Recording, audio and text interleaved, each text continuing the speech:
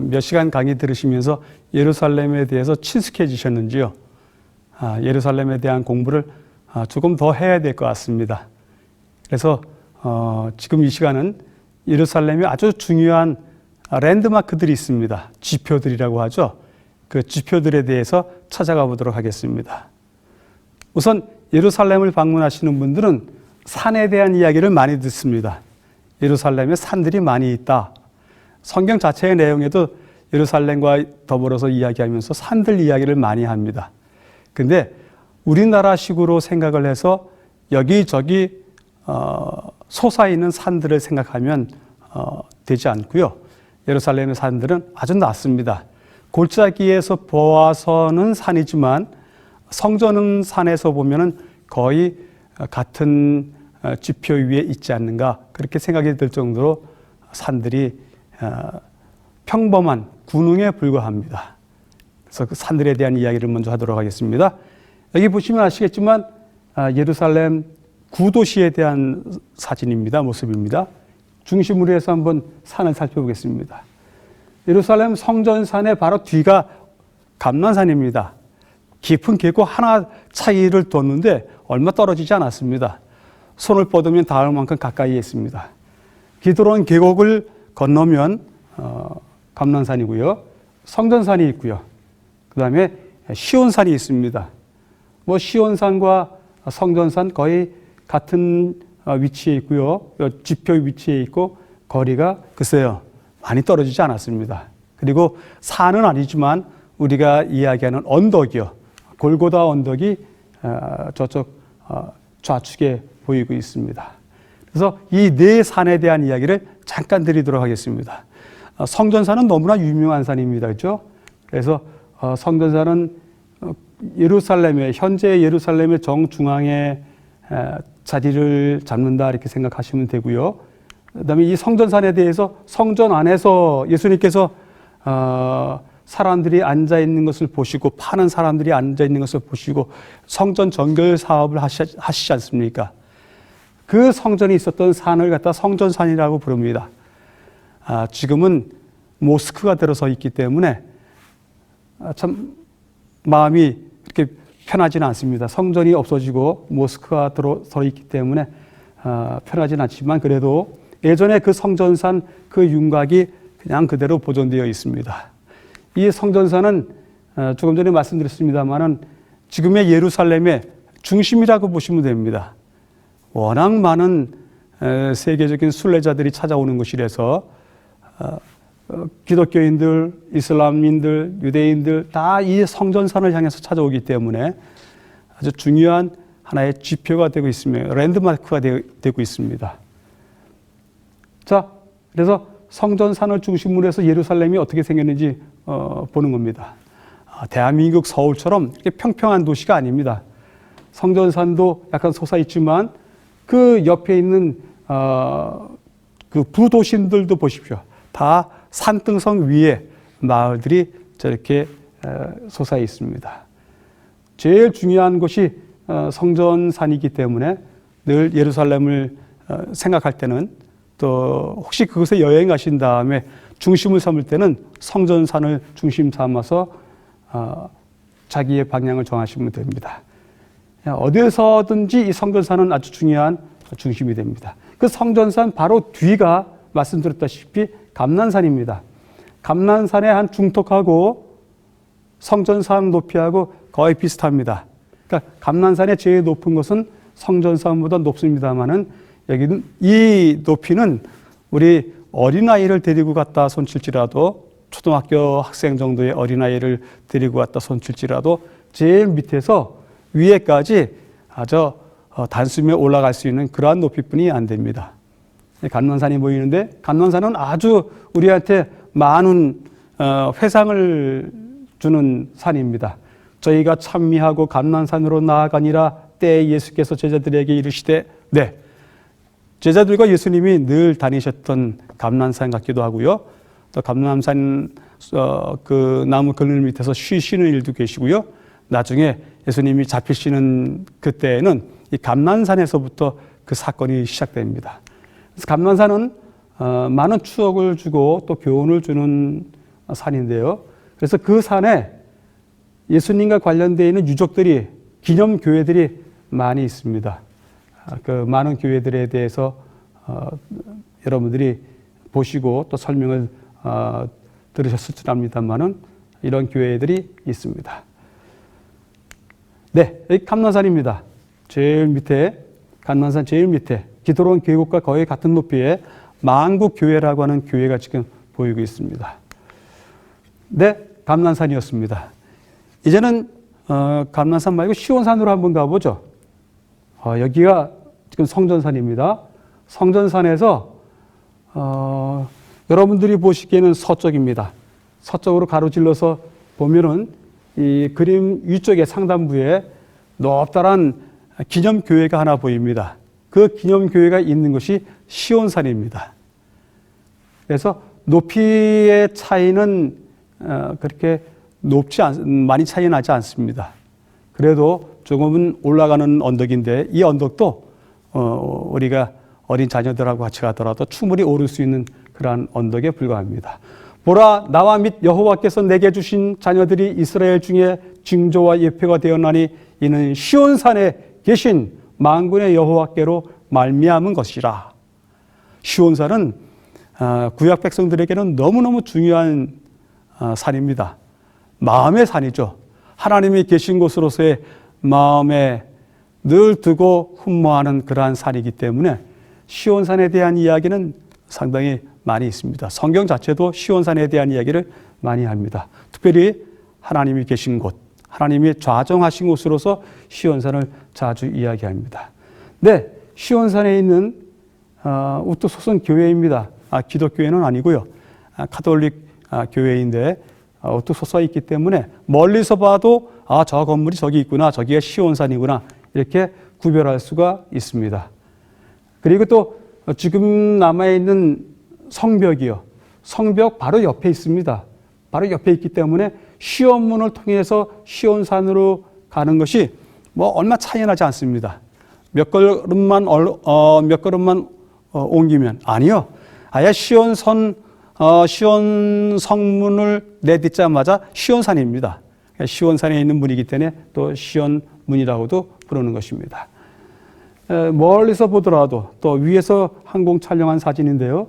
이것을 보더라도 시온산에 전경이 멋있게 펼쳐져 있는 거 볼 수 있습니다.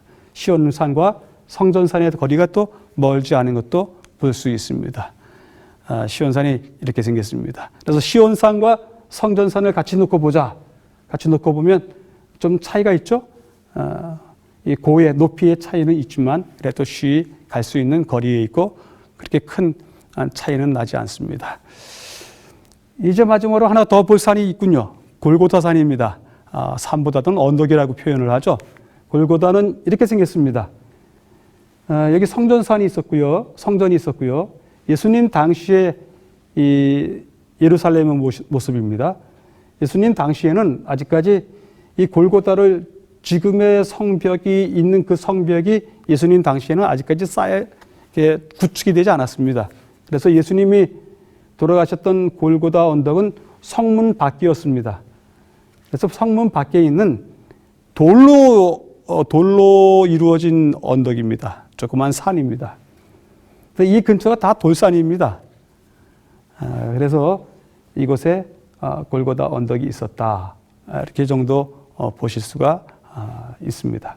그래도 골고다 하면 우리의 마음에 가장 깊은 곳이기 때문에, 깊은 곳에 자리 잡고 있기 때문에 골고다 언덕도 같이 보여드렸습니다. 자, 이제 예루살렘의 산들이 중심이 되는 것도 있지만 물들도 있습니다. 사람이 사는 곳이니까 물이 있어야 되겠죠. 예루살렘의 물들을 한번 찾아가 보도록 하겠습니다.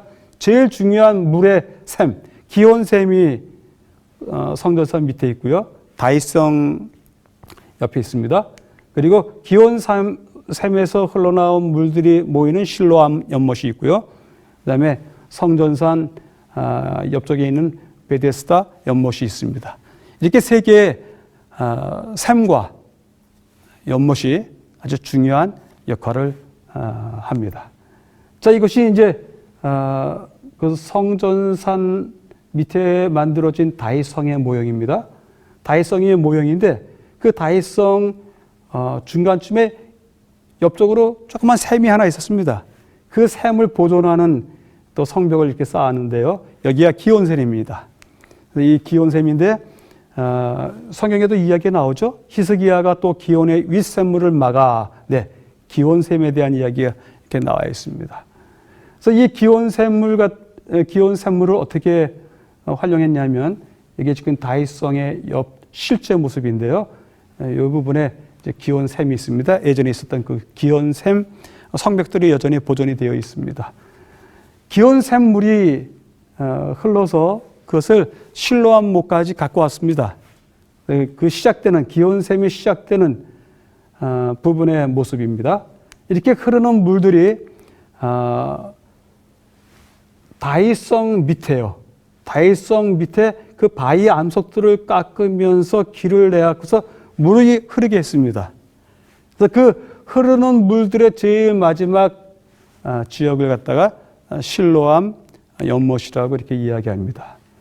이곳에 한번 들어가서 통과하는 그러한 경험은 정말 지금으로부터 얼마일까요?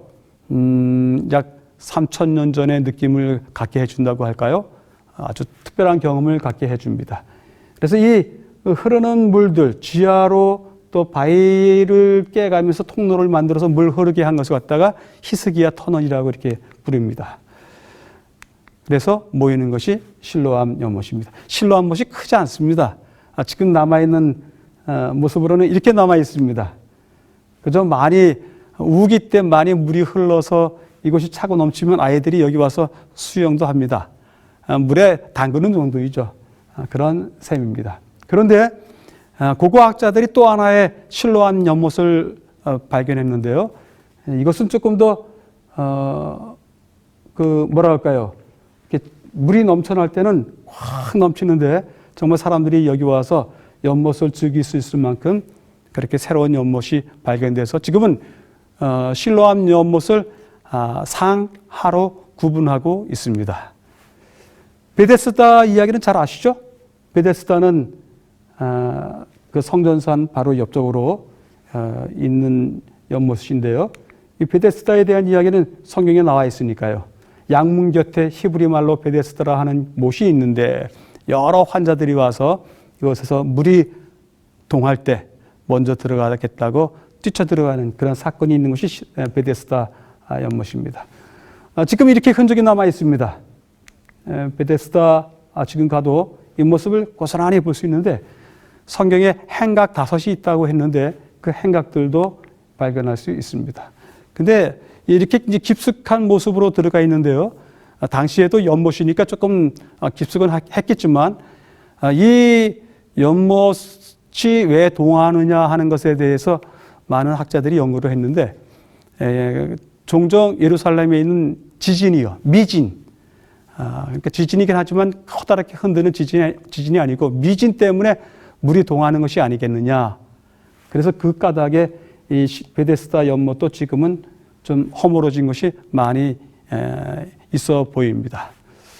그래서 여기가 베데스다 연못이고요. 가볼 만한 곳입니다. 왜냐하면 성경이 직접 이야기하는 장소이기 때문에요. 그리고 이제 마지막으로 예루살렘의 특별한 하나의 또 여러분들에게 여기가 무엇이다 이렇게 소개시켜 드릴 만한 것이 뭐냐면 무덤들입니다. 무덤들이 있는데요. 우리가 시온산 보지 않았습니까? 그 시온산에도 무덤이 되게 많습니다. 시온산 거의 무덤으로 이렇게 덮여 있다고 생각하면 되십니다. 근데 이 시온산에 무덤이 있는데 이 무덤들의 대부분은 무슬림들의 묘입니다. 무슬림들의 묘이고 유대인들의 묘도 섞여 있는데 쿼터로 나눴습니다. 시온산도 조그맣지만 나눠서 이쪽에는 유대인들 묘지 쓰고 이쪽에는 무슬림들 묘지 쓰고 해서 무덤들이 상당히 많이 있습니다. 위에서 내려봐도 거의 반 정도가 무덤으로 덮였다고 보시면 되겠죠? 이렇게 무덤들이 많이 있습니다. 근데 시온산에만 무덤이 많은 것이 아니라 감난산도 거의 무덤입니다. 감난산 중간쯤서부터 말이죠. 거의 다 무덤으로 차 있는데요. 이게 유대인들의 공동 묘지입니다. 그래서 꽉 차 있는 모습을 지금 우리가 보고 있습니다만 그 무덤 밑에는 또 아주 특이하게 생긴 무덤도 있는데요. 이것은 스가랴의 무덤이라고 그렇게 이야기를 합니다. 좀 다른 무덤들하고 좀 다르죠? 예. 또 하나의 다른 무덤이 있습니다. 이거는 압살롬의 무덤입니다. 그래서 이 감난산에 있는 무덤들의 모습이 좀 구별되는 모습이 이 사람들이 시대의 리더였구나 하는 것들을 읽을 수 있습니다. 네, 근데 다들 그 압살롬이나 스가랴의 무덤 다들 그 감난산 밑에 계곡에 위치해 있습니다. 그리고 여기는 황금문입니다. 예루살렘 성벽 중에서 유일하게 닫혀 있는 그 황금문이요. 그 황금문 앞에도 무덤들이 상당히 많습니다. 묘들이 상당히 많죠. 근데 이 묘들은 조금 모양이 다르죠. 그 감난산에 있던 묘하고 조금 다른 것이 뭐냐면 비석 같은 것이 다 세워져 있습니다. 감난산에 있는 무덤들은 다 석관으로만 되어 있는데 여기는 비석 같은 모양도 보이죠. 여기는 역시 무슬림들의 묘입니다. 예루살렘 안에 지금도 여전히 여러 종교인들이 섞여 살고 있는 것처럼 무덤도 여기는 유대인들, 여기는 무슬림들 이렇게 많이 섞여서 있는 모습을 보게 됩니다. 근데 여기 유대인들의 묘를 보면 재미난 모습이 하나 있는데요. 다들 무덤 위에 돌을 얹어 놓습니다.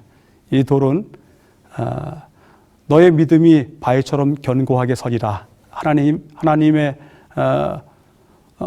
이제 바위로 그죠? 표시한 그렇게 노래 부르던 것들이 많이 있는데 부분들이 많이 있는데 거기에서 이제 따와서 물이 넘쳐도 너가 흔들리지 않고 쓸려 내려가지 않는 바위처럼 너의 죽음이 그렇게 든든하게 지켜져라 하는 뜻에서 무덤 위에 바위들을 얹어 놓는다고 합니다.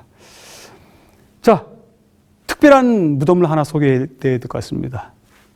가든 톰이라고 하는데요. 여러분들 보시기에는 어떻게 보이시는지요? 뭐 이렇게 별 큰 차이 없다, 뭐 보이는 게 없다 이렇게 보실 줄 몰라도 이쪽 모양을 보시면 이쪽 전체 모양을 보면 마치 사람의 해골처럼 보입니다. 1800년대에 이 영국에서 왔던 이 예루살렘 관리 대장님께서 군인이죠. 그분이 사무실에 있다가 먼 발치를 바라봤는데 마치 이 산이 눈에 확 띄었던 것이었습니다. 근데 해골이었습니다. 산의 모양이. 그러는 바람에 골고다 해골이라는 곳에 라고 하는 성경 말씀이 언뜻 떠올라서 야, 이것이 예수님의 무덤이 아닌가 하고서 찾아가 보았습니다. 근데 정말 해골산같이 보이고 거기에 예수님이 마치 누우셨던 곳 같이 보였습니다. 그래서 이 찰스 고든이라고 하는 육군 소장님이 여기가 골고다이다 주장하기 시작했습니다. 근데 최근에는 또 이 고고학 하시는 분들이 여기에서 발견된 무덤은 예수님 시절의 무덤보다도 훨씬 이전 시대의 무덤이다 라고 해서 고고학적으로 설명을 해서 여기가 골고다일 가능성은 또 많이 희박해졌습니다. 그래서 실제로 가보면 이렇게 해골의 모양처럼 보입니다. 왜 가든 툼이라 했냐면 바로 정말이지 정원 같습니다. 무덤이 이 가든 툼은 무덤이 작습니다. 자, 근데 얼마나 예쁘게 꾸려놨는지요. 그 가든 툼 중에 한 부분이 빈 무덤이 있습니다.